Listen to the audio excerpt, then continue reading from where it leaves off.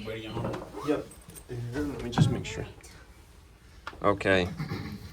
Is it recording? Yep. All right.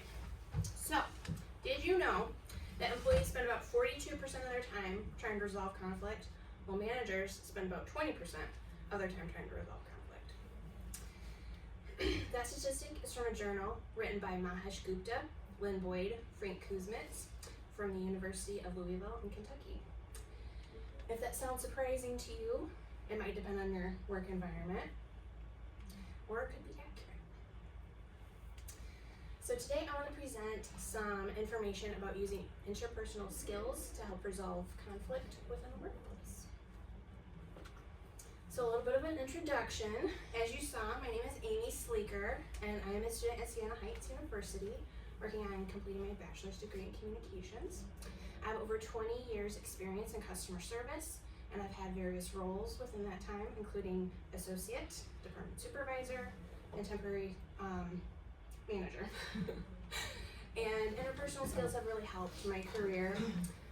We are seeing an increasing demand in workers with those skills and across various different occupations, from customer service, of course, healthcare, management, and even construction.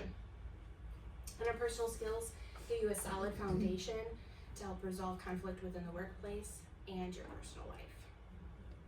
So I know I've been throwing around that term interpersonal skills a lot, and some of you may already know what those are, but for those of you that don't, we tend to use people skills or soft skills interpersonally or interchangeably with the interpersonal skills, and they can include a variety of skills, including empathy, positive attitude, motivation, communication, active listening, adaptability, flexibility, collaboration, teamwork, conflict resolution, and such. So for this presentation, I am going to kind of take some of those skills and divide them into 3 groups. First, we're going to start with relating to others. Then we're going to go over some communication skills, and then finally conflict resolution. So first, let's go with skills that help you relate to others within the workplace. So I think when we tend to hear the word empathy, we tend to focus on feelings, and it's a little bit more than that in a workplace atmosphere. It's about building strong connections and relationships with your coworkers and managers. You know, kind of trying to understand their strengths, their weaknesses, their skill set, and kind of what drives them, which naturally leads me to motivation. Motivated employees are very productive employees, and we just feel better when we feel good about the work that we're doing. So one day when I was working at Kohl's, I had a really rough shift. Everything that could go wrong went wrong that day. I had a bunch of negative interactions with some customers. Then I had issues with my technology, so I had to run to the back, call the help desk, file an e-ticket, which then put me behind some of my timed tasks for that day. And one of my coworkers noticed, and when I went back to take my lunch break finally, she followed me and she got me my favorite candy bar, which, as some of you may know, is Reese's. So it was just a really good way to kind of help motivate me to have a better outlook on the rest of my day. So just with that one act, she demonstrated 2 interpersonal skills. She empathized with me and the fact that I was having a bad day, and she wanted to put a smile on my face, which helped motivate me to have a better day. So patience is a skill that I personally struggle with in the workplace. I like to move quickly and get my tasks done in a timely manner, but it's really important to try to use patience whenever we can and know when it's appropriate. For instance, when you're training a new employee, you have to use patience because not everyone learns at the same rate, and you also have to kind of like adapt how you train them depending on what their needs are and how they're learning. And I'm sure we've all had to do that before.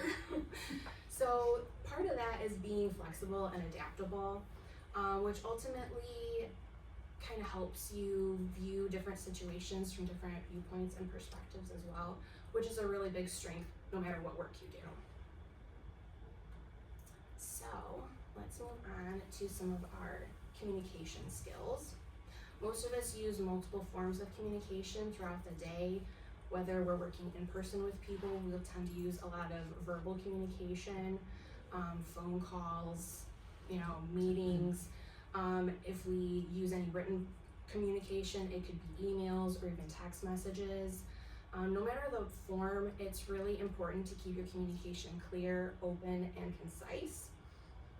When I worked at Kohl's as a temporary manager, I had to go to this third shift, which I rarely had any interactions with my fellow coworkers.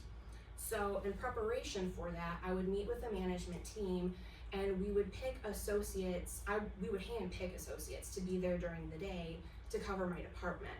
So I would choose people based on their work habits, their strengths, their weaknesses, and people that I knew I could communicate with effectively, especially through written communication, since we wouldn't see each other throughout the day. So I set up a binder that just kind of gave a little summary, and then we could keep little notes to each other based on what went wrong during the shift, who worked on what, and then any sort of technology issues or any lost items during the day. It's also really important when we do work physically with others that we try to learn their nonverbal cues and body language. So when I'm training someone, I often check in with them and I'll say, hey, do you understand why I did that? Does that make sense to you? Because I think we as Americans, when we're asked that question, we're really prone to denying it right off the bat because we want to seem like we have it all together and we know what we're doing. But it's really important to recognize those moments of uncertainty, no matter what role you're taking on at work, and just kind of lean into them and go ahead and ask the clarifying questions, because that ultimately helps prevent miscommunication, which of course, as we all know, can lead to conflict later on. So it's really important that we also practice active listening whenever we're being given instructions, and just make sure that we're taking a moment, not just trying to formulate a response, but listening to what was said, how it was said, and then formulating a response that shows that we understood the whole message. All right, so now we're gonna work on some skills that help you resolve conflict within the workplace. So I think we need to kind of reframe how we think about conflict. I know I tend to get really anxious when I think about conflict, especially in the workplace. No one likes to fight or anything like that, but the fact is conflict is a natural part of life. We can't get away from it, and it can also be really beneficial. So take competitiveness, for example. If you have two teams or departments trying to beat each other in a competition, that's first going to naturally drive up productivity, and then it will also kind of create some friction, yes, but it can also be fun.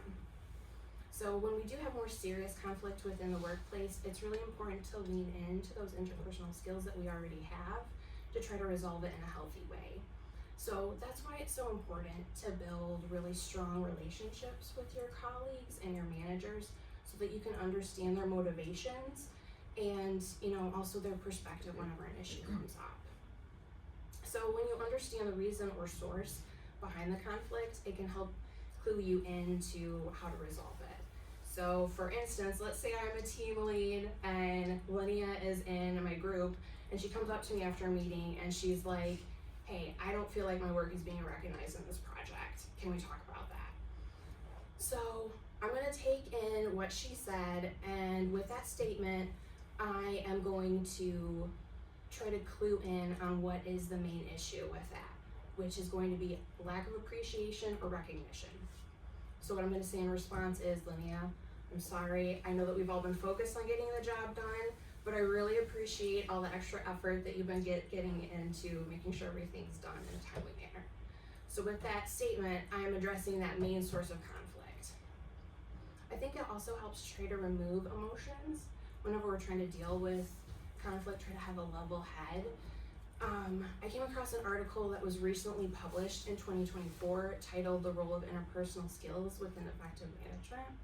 And one of the main takeaways of that article was that conflict is really personal. the authors really recommended that you should take apart the conflict piece by piece and try to find the main source of that conflict.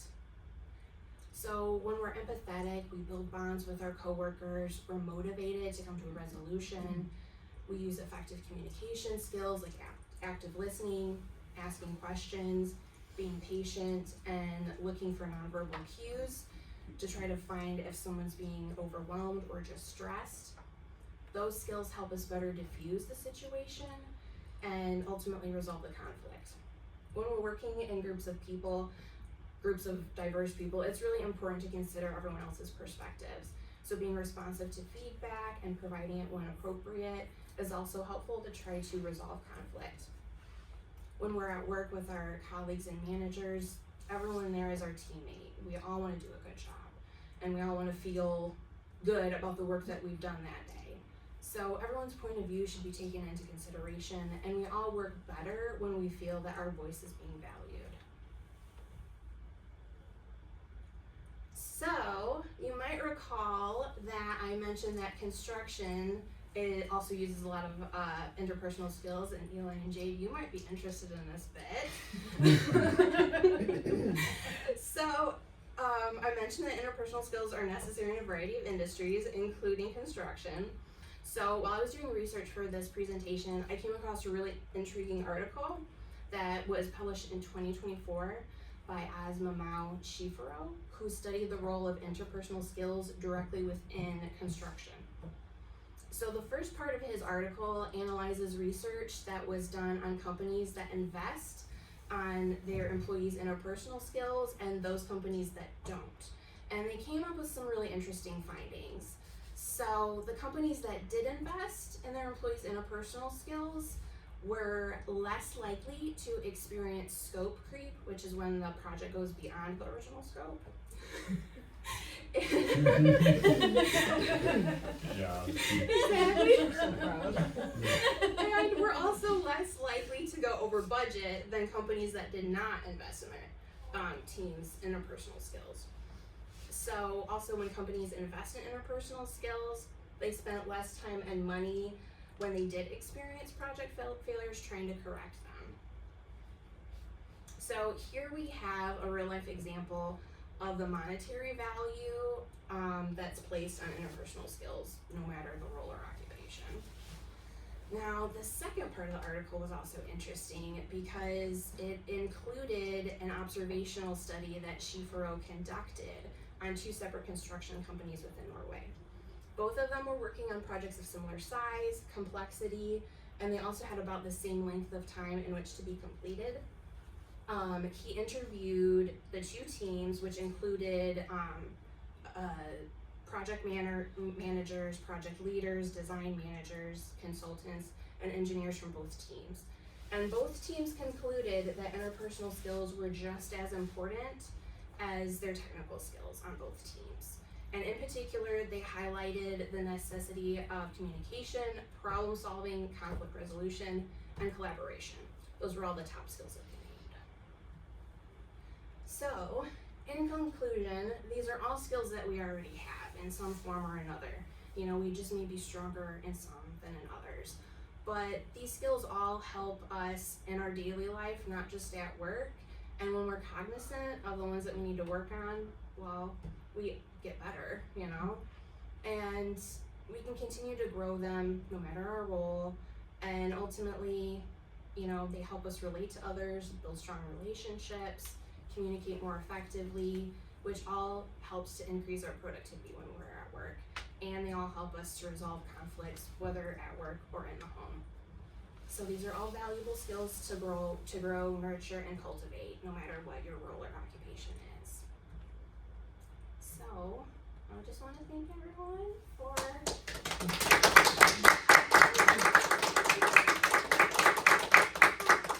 and for my references. I know they're really smushed in case you wanted to know. So thank you guys. Very good job, Amy.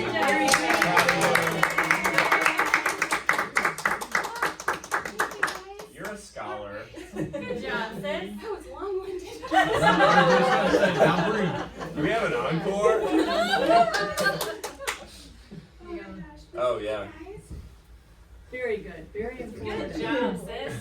That was really good. That was so much information. Oh my God. What are you Well, it doing? wasn't as bad as you